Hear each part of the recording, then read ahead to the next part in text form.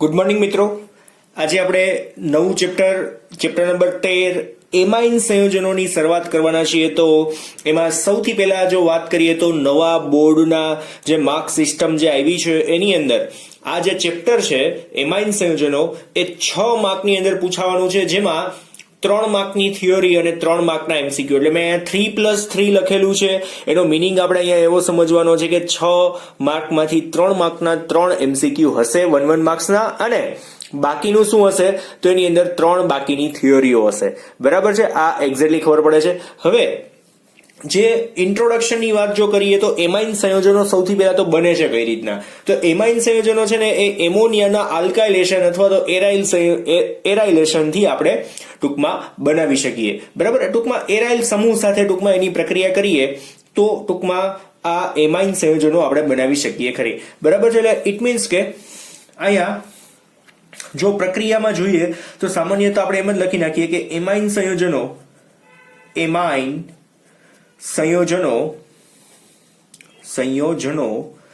કેવી રીતના, તો એમોનિયા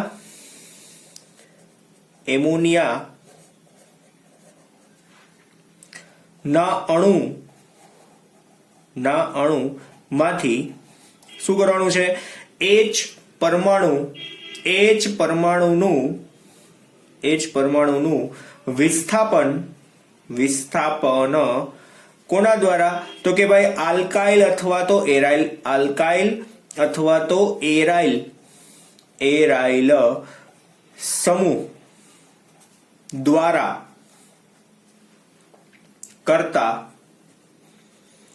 મેળવી શકાય. અને કઈ રીતના આપણને એમાઇન સંયોજનો જુદા જુદા મળે છે એના વિશેની ચર્ચા આપણે ચેપ્ટરમાં કરવાના છીએ, કેમ કે એમાઇન સંયોજનોની બનાવટની પ્રક્રિયાઓ આપણે ભણશું જ. બરાબર છે. ધેન આફ્ટર હવે એમાઇન સંયોજનો કુદરતી રીતે આપણને ક્યાંથી મળી શકે છે, તો એમાં ખાસ પોઈન્ટ જોઈએ. કુદરતી રીતે એટલે કે કુદરતમાં તેઓ પ્રોટીન, પછી કાર્બનિક સંયોજનો,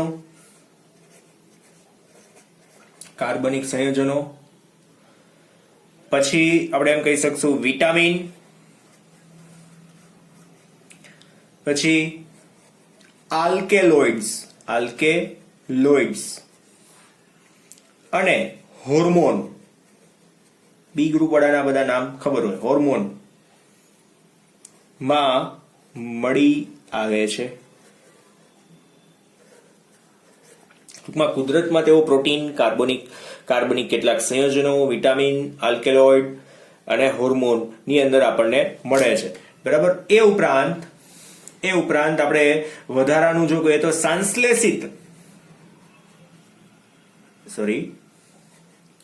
સંશ્લેષિત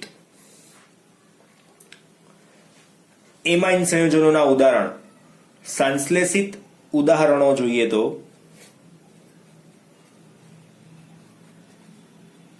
કયા છે, તો એની અંદર રંગકો, પોલિમર, ઔષધો, ટૂંકમાં એના ઉદાહરણ છે. સંશ્લેષિત એમાઇન સંયોજનોના ઉદાહરણ આપણને ટૂંકમાં સંશ્લેષિત રીતે એમાઇન ક્યાં જોવા મળે છે એની વાત છે, સંશ્લેષિત રીતે. ત્યાર પછી હવે આ ખાસ એક્ઝામ્પલો અમુક છે જે આપણે અલગ રીતે યાદ રાખીએ તો પણ સારું, કેમ કે એમસીક્યુ ની અંદર એ પોઈન્ટ્સ આવી શકે એવા છે. તો એમસીક્યુ માટે ખાસ યાદ રાખવાના છે. હું નામ લખતો જઈશ અને એના સાથે સાથે અમુક એમાઇન સંયોજનોના યુઝીસ પણ સાથે લખતો જઉં છું. બરાબર છે. તો સૌથી પહેલા આપણે આપીએ એક નામ છે એડ્રીનાલિન. આ બધા એમાઇન સંયોજનો છે. એડ્રીનાલિન, સ્પેશિયલી એડ્રીનાલિન અને એફિડ્રીન. તમે એફેડ્રીન કે એફિડ્રીન કોઈ પણ આને બોલી શકો. જે કેવો છે, દ્વિતીયક એમાઇન છે. હવે દ્વિતીયક એમાઇન કોને કહેવાય ને એ આપણે હમણાં લેસનમાં જોવાના છીએ. આ જ લેક્ચરની અંદર તમે શીખી જશો. એટલે આ બે નામ અત્યારે યાદ રાખવાના છે, એડ્રીનાલિન અને એફેડ્રીન કાં તો એફિડ્રીન.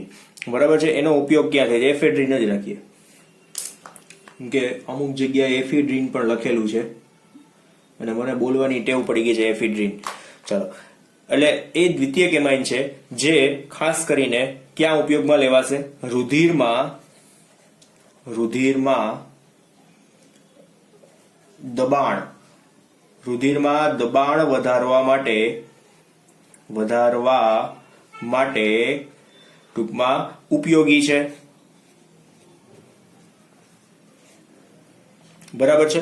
હવે આ એઝ અ એમસીક્યુ પૂછાય તો તમને લોકોને ખબર પડવી જોઈએ કે આ એડ્રીનાલિન અને એફેડ્રીનનો ઉપયોગ શું છે અને કયો એમાઇન છે, દ્વિતીયક એમાઇન છે કે પ્રાથમિક છે, તો આ ખબર હોવી જોઈએ. કેમ કે આ ઇન્ટ્રોડક્શનની અંદર આપેલું છે, એટલે આ ખાસ પોઈન્ટ અમુક ધ્યાનમાં લેવા જેવા છે કે નીટની અંદર આવા જ પોઈન્ટ વચ્ચેના જે તમે લોકોએ ધ્યાનમાં નથી લીધા હોતા એ પૂછાઈ જાય છે અને આપણા ધ્યાનમાં હોવાના લીધે આપણને નથી આવડતા. ત્યાર પછી આવશે નોવાકેન. નોવાકેન એ કેવો છે? સાંશ્લેષિત એમિનો સંયોજન છે એક, જે શેમાં ઉપયોગમાં લેવાય છે? તો ખાસ નોવાકેન એ દંત ચિકિત્સામાં નિશ્ચેતક તરીકે વપરાય છે. ઇન્જેક્શન આપી દે એટલે ખોટું પડી જાય ટૂંકમાં એટલો ભાગ. There after Benadryl. બરાબર. એ ખાસ કરીને યાદ રાખવાનું છે તૃતીયક એમાઇન છે. કેવો છે? તૃતીયક એમાઇન. અને એ શેમાં ઉપયોગમાં લેવાય છે? તો પ્રતિહિસ્ટામાઇન ઔષધ તરીકે. પ્રતિહિસ્ટામાઇન ઔષધ તરીકે, એક પ્રકારની એલર્જીક ઔષધ થઈ ગઈ. પ્રતિહિસ્ટામાઇન ઔષધ તરીકે ઉપયોગી એમાઇન છે. બરાબર. ત્યાર પછી છે એક ચતુર્થક એમાઇન. હવે એક છે ચતુર્થક એમાઇન સંયોજનો કાં તો ચતુર્થક એમોનિયમનો ક્ષાર. ચતુર્થક એમોનિયમ ક્ષાર પૃષ્ઠ સક્રિય પદાર્થ તરીકે ઉપયોગી છે. પૃષ્ઠ સક્રિયકો તરીકે ઉપયોગી છે. બરાબર છે. ચાલો, તેન આફ્ટર ખબર પડે છે ને? આ બધા પોઈન્ટ્સ યાદ જ રાખવાના છે. અને કેટલાક ડાઈ એમાઇન ક્ષારો, લાસ્ટ પોઈન્ટ છે. ડાઈ એમાઇન ક્ષાર શેના માટે? તો રંગક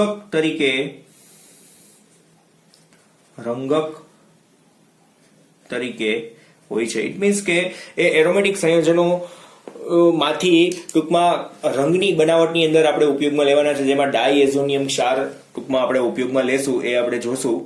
રંગક તરીકે અત્યારે આપણે એમ લખી નાખીએ. બરાબર છે.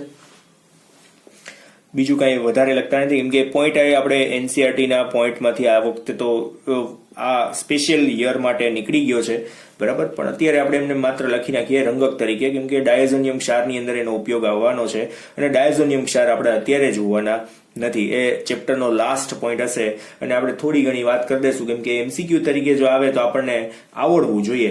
બરાબર છે. હવે આમાં નવો પોઈન્ટ લખી નાખીએ આપણે. એમાઇન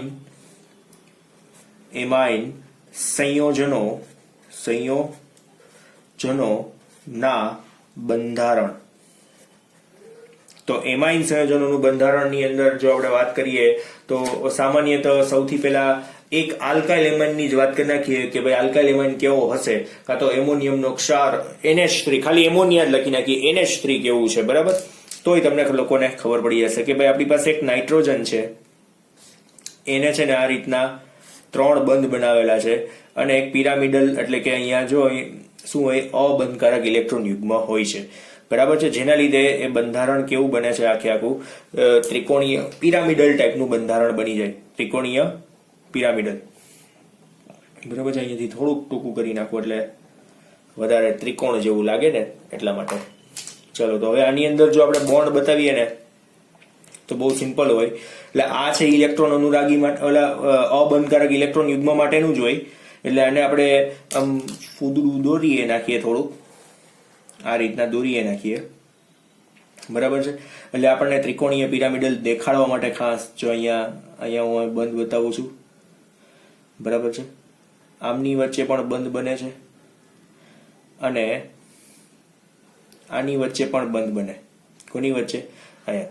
એટલે ટૂંકમાં ટોટલ ત્રિકોણ જેવું નીચે બનવું જોઈએ. નીચે આમ ત્રિકોણ બનવું જોઈએ, ટ્રાયંગલ બનવું જોઈએ નીચે. ચલો ત્યાર પછી જોઈએ એમાઇન સંયોજનોનું વર્ગીકરણ.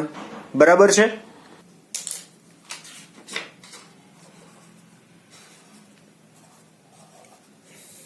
એની અંદર પ્રાથમિક એમાઇન, દ્વિતીયક એમાઇન અને તૃતીયક એમાઇન, 3 પ્રકારના એમાઇન છે. પ્રાથમિક એમાઇન કેવો હોય? પ્રાથમિક એમાઇન તો તમે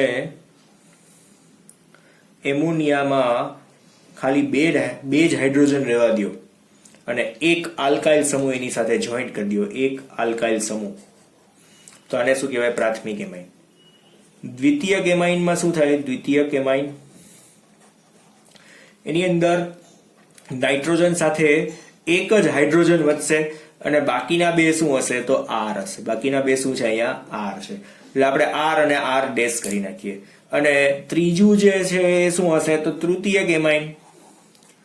તૃતીયક એમાઇન તો એમાં માત્ર ને માત્ર વધશે કોણ? તો ખાલી એન જ વધશે. તો આપણે એને એમ બતાવી શકશું આર ડેશ આર અને આર ડબલ ડેશ.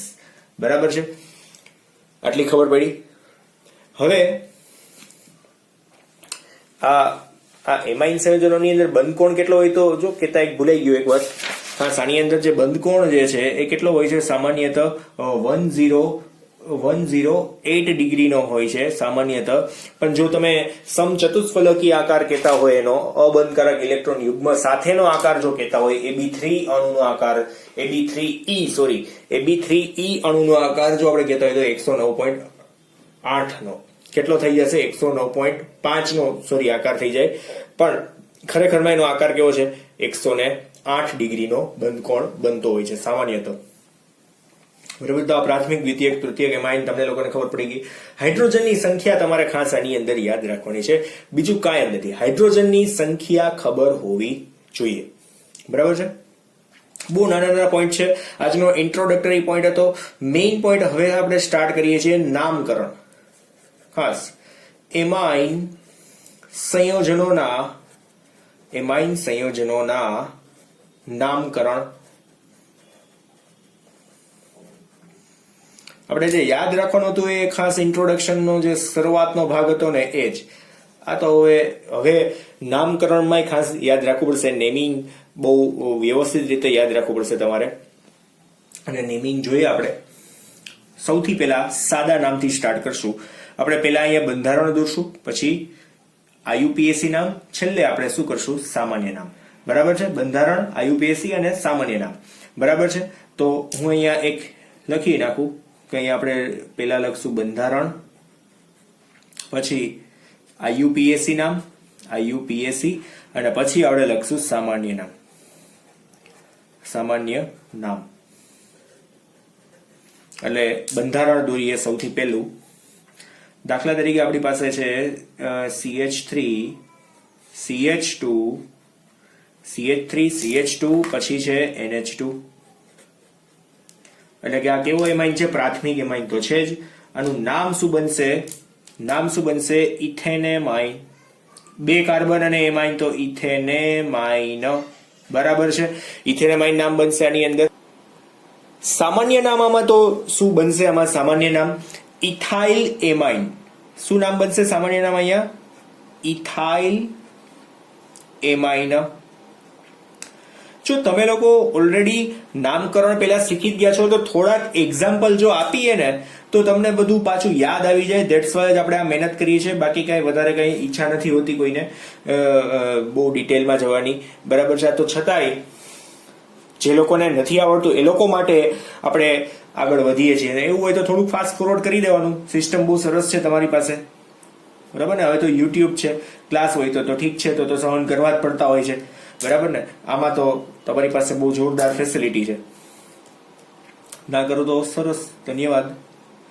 NH2 શું નામ બનશે અહીંયા? 3 કાર્બન અને એમાઇન.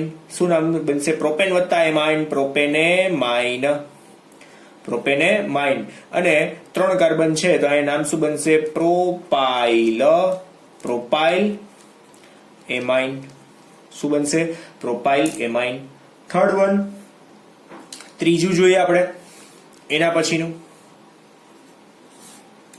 હવે આની અંદર આપણે વિસ્થાપિત સમૂહ તરીકે CH3 CH CH3 વિસ્થાપિત સમૂહ તરીકે અહીંયા લઈએ તો NH2 છે. તો આમાં નામ શું આપશું? Propane 2 amine. 3 કાર્બન એમાં વચ્ચેના કાર્બન ઉપર છે, બરાબર છે. તો નામ શું આપશું? પ્રોપેન. પ્રોપેન પછી 2 અને આખું નામ આપવાનું છે amine. Propane 2 amine, propane 1 amine, એવું આપણે લખી શકીએ. પ્રોપેન એમાઇન આખું બરાબર છે, બરાબર છે. એનું સામાન્ય નામ શું બનશે? કાર્બનની આમ ટી બનવા જતી હોય તો એ રીતના આપણે જો કહીએ તો આઇસોપ્રોપાઇલ. આઇસો પછી પ્રોપાઇલ અને પછી શું આવશે? એમાઇન. આઇસોપ્રોપાઇલ એમાઇન, બરાબર છે. ધેન આફ્ટર ફોર્થ વન, ચોથું, એમાં હજુ આપણે એક દ્વિતીયક બાજુ લઈ જઈએ. CH3 પછી ધ્યાન આપજો અહીંયા NH. CH3 NH અને CH3. અત્યારે બધા પ્રાથમિક વાળા આપણે જોઈ લીધા. હવે આપણે દ્વિતીયક વાળું જોઈએ, બરાબર. તો આનું નામ શું આપશું આપણે? આનું નામ N મિથાઇલ. શું કરશું? N methyl. પછી શું આવશે? મિથેનેમાઇન. મિથેનેમાઇન. અથવા તો સામાન્ય નામમાં શું આવશે? તો ડાઇમિથાઇલ એમાઇન. શું આવશે ત્યાં? Sorry, N methyl methanamine. આ તો ઓકે છે, બરાબર છે. તો હવે પેલામાં શું આવશે? NN ડાઇમિથાઇલમાં શું આવશે? અહીંયા ડાઇમિથાઇલ એમાઇન. સીધું આપણે લખી શકશું ડાઈ, પછી આવશે મિથાઇલ, પછી એમાઇન, બરાબર છે. ત્યાર પછી પાંચમું નામ. હવે આમાં એક વાત ઓલી કહેવાની રહી ગઈ, આમાં જો દ્વિબંધ હોય તો એની સાથે કઈ સંબંધ ખરો કે નહીં? CH2 double bond CH CH અને એની સાથે જો NH2 આ રીતના કનેક્ટેડ છે, પ્રાથમિક જ NH2 છે. પણ આ જો એલાઇલિક સ્વરૂપ થઈ ગયું, ક્રિયાશીલ સમૂહ જે કાર્બન સાથે છે એનું ટૂંકમાં સંકરણ જે છે એ કેવું રહેશે? એનું સંકરણ sp3 જ રહેશે. અને એ જે છે એ દ્વિબંધ ધરાવતા સંયોજન સાથે જો જોડાયેલો હોય તો આપણે એનું નામ શું આપી શકીએ? તો પેલા તો એનું IUPAC નામ આપીએ કે પ્રોપ. 3 કાર્બન છે, એમાં બીજા કાર્બન ઉપર કોણ છે? તો 2 ઇન, પ્રોપ 2 ઇન. પછી 1 ઉપર કોણ આવશે? તો કે ભાઈ એમાઇન. 1 ઉપર કોણ આવશે? એમાઇન. બાકી છેલ્લે શું આવશે? એલાઇલ એમાઇન. જો યાદ આવ્યું હોય તો એલાઇલ એમાઇન. એલાઇલ એમાઇન. ચાલો ત્યાર પછી નેક્સ્ટ વન, છઠ્ઠું નામ. હવે પહેલાની અંદર દ્વિતીયકની અંદર પાછા આગળ વધીએ. NH પછી C2H5 છે, દાખલા તરીકે અહીંયા છે C2H5. તો આનું નામ આપણે શું આપશું? C2H5 તો N ઇથાઇલ. જો પેલા છે ને શું આવશે? પેલા ઇથાઇલ આવશે, પછી કોનો વારો આવવો જોઈએ? પછી કોનો આવવો જોઈએ? પછી મિથાઇલ નો આવવો જોઈએ, બરાબર. પણ અહીંયા શું જોવાનું છે કે ભાઈ નાઇટ્રોજન સાથે જો આ ગ્રુપ આ રીતના જોડાયેલું હોવું જોઈએ. લાંબી શૃંખલા છે ને એની સાથે નાઇટ્રોજન જશે તો આગળ વાળાનું નામ પેલા લખી નાખવાનું N મિથાઇલ.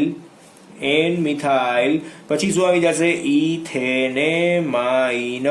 પણ જો સામાન્ય નામ કરતા હોય તો પેલા E આવશે, પછી કોણ આવશે? M. પેલા કોણ આવશે? E. એટલે કે અહીંયા સામાન્ય નામની અંદર આપણે જરૂર પડશે ethyl methyl amine. Ethyl methyl amine, બરાબર છે. ખબર પડી ગઈ એક્ઝેક્ટલી આની અંદર. હવે એના પછીનું નેક્સ્ટ વન જોઈએ આપણે, સાતમું નામ જોઈએ. એટલે તૃતીયકની અંદર જઈએ હવે આપણે CH3N. CH3 એન, પછી અહીંયા કોણ આવશે તો CH3 અને CH3 આ રીતનું છે. તો સૌથી છેલ્લે આપણે કોનું નામ લખશું તો સૌથી છેલ્લે આ ભાગનું નામ લખશું. જો અહીંયા હું રાઉન્ડ કરું છું ખાસ જોજો. સૌથી છેલ્લે આ ભાગનું નામ લખશું તો NN ડાયમિથાઇલ. જો નામકરણ કેવી રીતના કરીએ છીએ, NN ડાયમિથાઇલ મિથેનેમાઇન, મિથેનેમાઇન, બરાબર છે. અને સામાન્ય નામ શું આવશે, try methyl amine, try methyl amine, બરાબર છે. આઠમું નામ જોઈએ. આઠમા નામની અંદર ધ્યાન આપજો, થોડુંક લાંબુ નામ લખીએ, બરાબર ને. આપણે આ બાજુ છે C2H5, પછી વચ્ચે આપણી પાસે છે N, પછી આ બાજુ પણ છે C2H5, પણ અહીંયા નીચે જે છે ને એ C3H7 છે, C3H7. તો હવે નામ કઈ રીતના થશે તો આની અંદર નામ બનશે NN, પછી શું આવશે ડાય ઇથાઇલ, શું આવશે પ્રોપેનેમાઇન.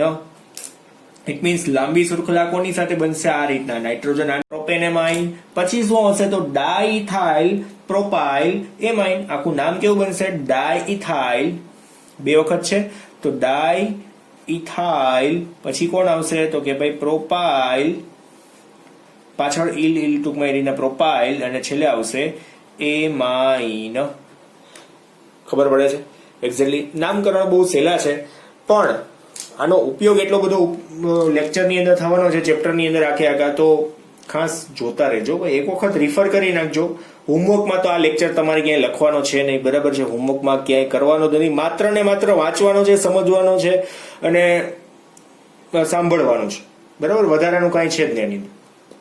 હવે 2 NH2 હોય એવું બંધારણ આપણે જોવાનું છે.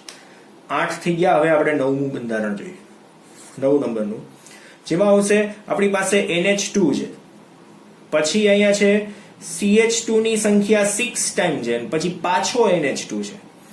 તો આનું નામ શું બનશે, આનું નામ કેવું બનશે તો હેક્ઝેન. 6 કાર્બન છે અહીંયા વચ્ચે, તો હેક્ઝેન, હેક્ઝેન, પછી 1 અને 6 ઉપર શું આવશે ડાઈ એમાઇન, 1,6 ડાઈ એમાઇન, હેક્ઝેન 1,6 ડાઈ એમાઇન. અથવા તો સામાન્ય નામ જો કહીએ તો હેક્ઝા મિથિલીન, હેક્ઝામિથિલીન, પછી શું આવશે ડાઈ એમાઇન, હેક્ઝામિથિલીન ડાઈ એમાઇન, બરાબર છે. બે ટૂંકમાં નામ તમને ખબર પડે છે. પાછળ સામાન્ય છે, અહીંયા 1 2 3 નંબર જે આપ્યો હોય એ બધા કેવા હોય, IUPAC નામ હોય. ત્યાર પછી 10 નંબરનું નામ.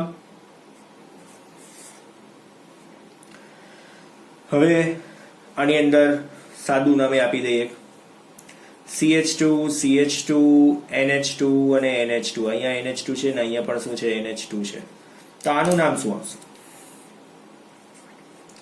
ઇથેન 1 2 ડાઈ એમાઇન. અને આમાં શું આવશે ઇથિલીન, ઇથિલીન, પછી જેમ ઓલામાં મિથિલીન હતું એમ ઇથિલીન ડાઈ એમાઇન. આવું સાદું નામ બની જાય, બરાબર, ગમે ત્યાં જોડાયેલા હોય. ચાલો ત્યાર પછીનો 11મું, હવે એરોમેટિક ઉપર જાય. 11મું નામ આ રીતના બેન્ઝીન છે અને એની સાથે NH2 છે, તો આનું નામ એનિલીન જ થશે. IUPAC કેવો કે સામાન્ય, બરાબર, એનિલીન. અથવા અહીંયા સામાન્ય નામની અંદર જો જોઈએ તો બેન્ઝીનેમાઇન, બેન્ઝીનેમાઇન, અથવા તો આપણે આમ નામે લખી શકીએ એનિલીન, બેન્ઝીનેમાઇન, બરાબર. આ ખાસ યાદ રાખજો.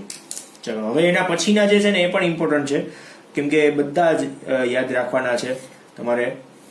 હવે આપણી પાસે બેન્ઝીન ઉપર અહીંયા NH2 તો છે જ, સાથે સાથે CH3 પણ કનેક્ટેડ છે. તો સાથે સાથે CH3 હોય તો એનું નામ કઈ રીતના બનશે તો ઓર્થો મેટાપેરા, એ સામાન્યની અંદર આવશે. અહીંયા ઓર્થો સ્થાન ઉપર છે તો એને આપણે પછી લખીએ.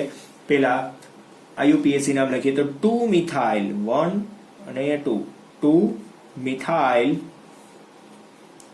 પછી શું આવશે એનિલીન, 2 મિથાઇલ એનિલિન, અથવા તો ઓ ઉપર છે તો ઓર્થોટોલ્યુડીન. તો ઓર્થોટોલ્યુડીન આવું હોય તો તમને લોકોને મેટા અને પેરાટોલ્યુડીન તો આવડશે જ, બરાબર છે. આ તમને લોકોને એક્ઝામ્પલ તરીકે પૂછાય તો તમને આવડવું જોઈએ. આ નામ જાતે બનાવી નાખજો. અહીંયા CH3 છે અને અહીંયા કોણ છે, NH2 છે. પછી 14મું નામ પણ તમારે જાતે બનાવવાનું છે. હું તમને આપી દઉં છું સ્ટ્રક્ચર. અહીંયા CH3 છે અને અહીંયા કોણ છે, NH2 છે, બરાબર છે. એટલે આ એક આપ્યું છે, એના રિલેટેડ આ છે એમ તમે સમજી શકો છો, બરાબર ને. હવે આટલા તો આવડી જાય. ધેન આફ્ટર લાસ્ટ વન, છેલ્લા આપણે છે હવે 2 નામ છે એટલે તમારે આપણે લેક્ચર ઇન્ટ્રોડક્શન વાળો લેક્ચર પૂરો કરી દેશું હમણાં, બરાબર. 15મું નામ ધ્યાન આપજો. 15મું નામ છે NH2 અને અહીંયા છે Br. NH2 અને અહીંયા છે Br. તો શું નામ બનશે અહીંયા, 4 બ્રોમો શું આવશે, બેન્ઝીનેમાઇન. અથવા તો આપણે શું કહી શકશું, 4 બ્રોમો બેન્ઝીનેમાઇન અથવા તો એનિલીન, બરાબર છે. બેમાંથી કોઈ પણ 4 બ્રોમો બેન્ઝીનેમાઇન અથવા તો એનિલીન. અહીંયા બેન્ઝીનેમાઇન આમાં લખવાનું હતું,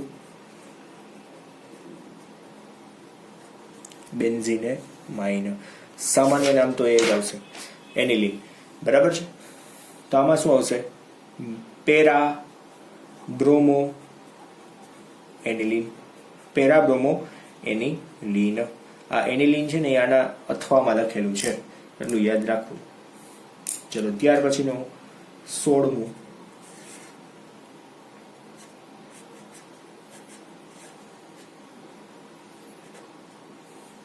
NH. પછી છે આપણી પાસે CH3, NH પછી છે CH3. તો અહીંયા નામ શું આવશે, નામ શું બનશે, N મિથાઇલ એનિલીન. શું નામ બનશે, N મિથાઇલ એનિલીન અથવા તો N મિથાઇલ બેન્ઝીનેમાઇન, N મિથાઇલ બેન્ઝીનેમાઇન, બરાબર છે. બને ને આ રીતના. સામાન્ય નામમાં શું બનશે, ફિનાઇલ મિથાઇલેમાઇન કે મિથાઇલ ફિનાઇલેમાઇન. આમાં શું નામ બનશે, મિથાઇલ, પછી આવશે ફિનાઇલ, પછી આવશે એમાઇન, મિથાઇલ ફિનાઇલ એમાઇન, બરાબર છે. જુદા જુદા છે એટલા માટે. આને આપણે ફિનાઇલ નો P અને આ M, તો પેલા કોણ આવશે, M મિથાઇલ ફિનાઇલ એમાઇન, N મિથાઇલ એનિલીન. આમાં ચાલે N મિથાઇલ બેન્ઝીનેમાઇન લખો તો પણ ચાલે, જે મેં અહીં બતાવ્યું જ છે તમને લોકોને, બરાબર. ત્યાર પછી છે 17મું. હવે જો આમાં થોડું અટપટું બનાવીએ તો અહીંયા આપણી પાસે CH3 પણ છે અને અહીંયા C2H5 પણ છે. તો અહીં શું નામ બનશે ખબર છે, N ઇથાઇલ, પછી આવશે N મિથાઇલ